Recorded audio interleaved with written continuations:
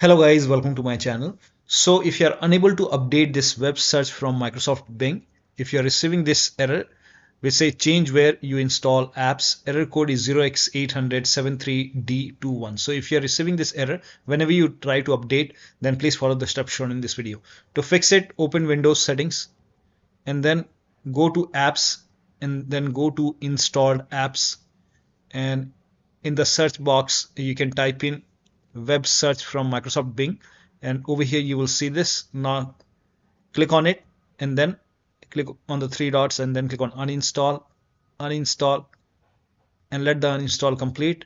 Now once this is uninstalled, you can restart your computer, or you don't have to even restart your computer. If you don't want to, you don't have to. And then you can go to open Microsoft Store on your computer.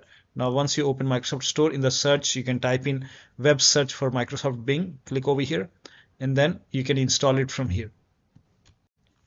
So you can reopen Microsoft Store. You can close Microsoft Store, open it once again, and then search for web search for Microsoft Bing, and then you will see the get option or install option, and you can install it, and this will install the latest version, and you will not receive any error anymore. So basically you have to uninstall and reinstall it.